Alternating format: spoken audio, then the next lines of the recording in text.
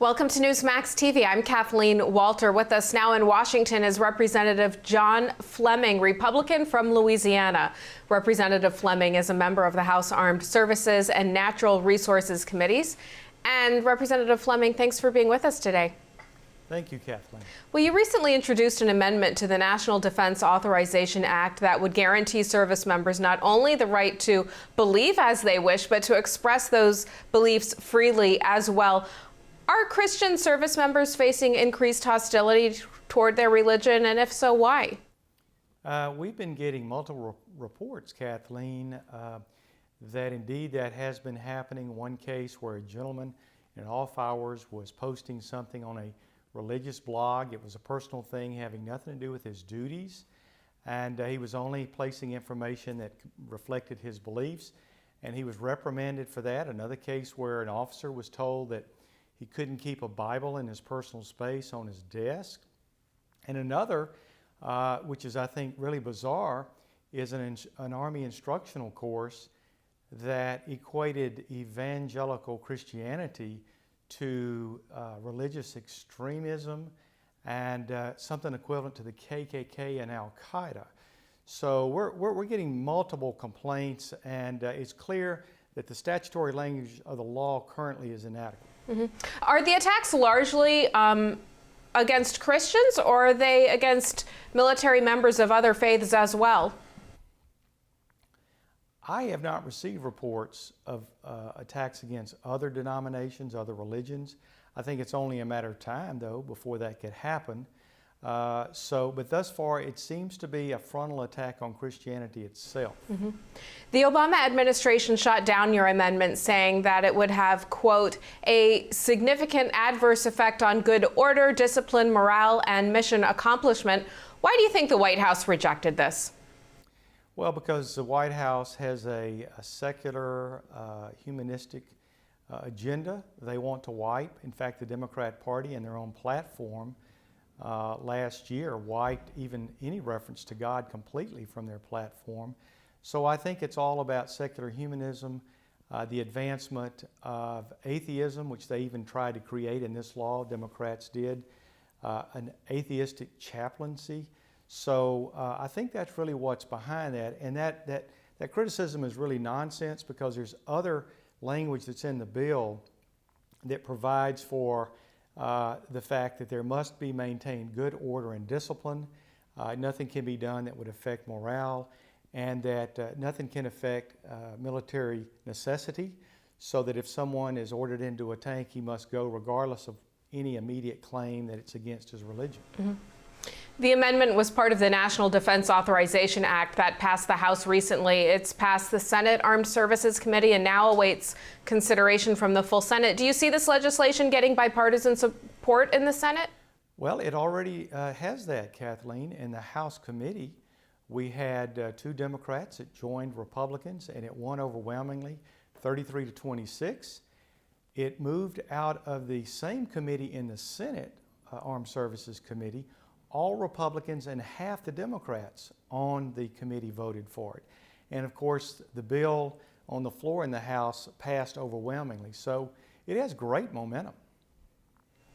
And of course, all of this comes on the heels of the IRS scandal, in which not only Tea Party groups, but also faith-based groups were targeted. A new CNN poll finds that almost half of Americans believe the targeting was ordered by the White House. What do you make of this? Well, it's clear that it came from Washington. We've proven that already. And so whether or not there's a direct connection to the White House itself, or did the president tacitly approve of such activity through statements that he made in the media, and certainly not appearing to oppose it or take it seriously when the White House was informed of this months, it maybe even a year before it came to light, suggest that at the very least, those bureaucrats who are in the IRS in Washington, high level, felt very comfortable attacking not only conservative organizations, but those who donated to the organizations by auditing their personal tax returns. To a separate story now, the U.S. military is expected to announce plans today that would put women in most combat jobs. According to a new Associated Press report, women could start training as Army Rangers by mid-2015 and Navy SEALs a year later. There would be one common standard for men and women for each job. Should Chuck Hagel move forward with these plans despite the sexual assault problem in the military? Well, there's several concerns, and sexual assault, of course, is just one of them. The other one is, are we going to lower the standards, despite what is said, to accommodate women? Of course, these are people who are in special operations with special burdens, and the last thing we want is men and women subject to limitations and the protections of each other because of certain physical lack of capability. So that's something that we're monitoring. The other thing we have great concern about is this could open a pathway to drafting women in the future. And so it's possible that in the future, women could be drafted not only into the military if we open up a draft again, but they could actually be drafted into combat. I'm very uncomfortable with that. Let's switch gears real quickly and chat about the NSA leaks. President Obama has defended the NSA phone records program as transparent. A number of lawmakers say, though, that the program is needed to prevent acts of terrorism. In your view, is Edward Snowden right about privacy issues? Well, again, I have tremendous concern about that, Kathleen. I've been a congressman since 2009. I've been to briefings. I was never briefed. It was never disclosed to me that private data on Americans, even in digital form, was being collected by the NSA, or that that members of the executive branch, analysts, could make decisions based on previous FISA decisions, the FISA court decisions, to go and do further analysis and look deeper into that data. That was never disclosed to me, and I think it was eye-opening for many of us in Congress. Mm-hmm. Last question for you, Representative Fleming, is on immigration reform. Representative Dana Rohrabacher says that Speaker Boehner should be removed as Speaker if he allows a vote on the Senate immigration bill without majority Republican support. What do you make of Representative Rohrabacher's remarks? And if the Senate passes immigration legislation, should the House vote on it even without majority Republican support? Well, first of all, the Senate immigration bill is really the Senate amnesty bill. Let's make no mistake about it. It's the Obamacare of immigration. In fact, we should call it amnesty care.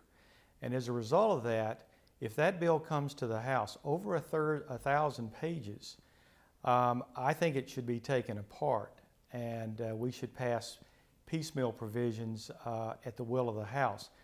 On the other hand, we're already working on legislation here, and we're working it on a piecemeal basis there, which I think is the right way to do it.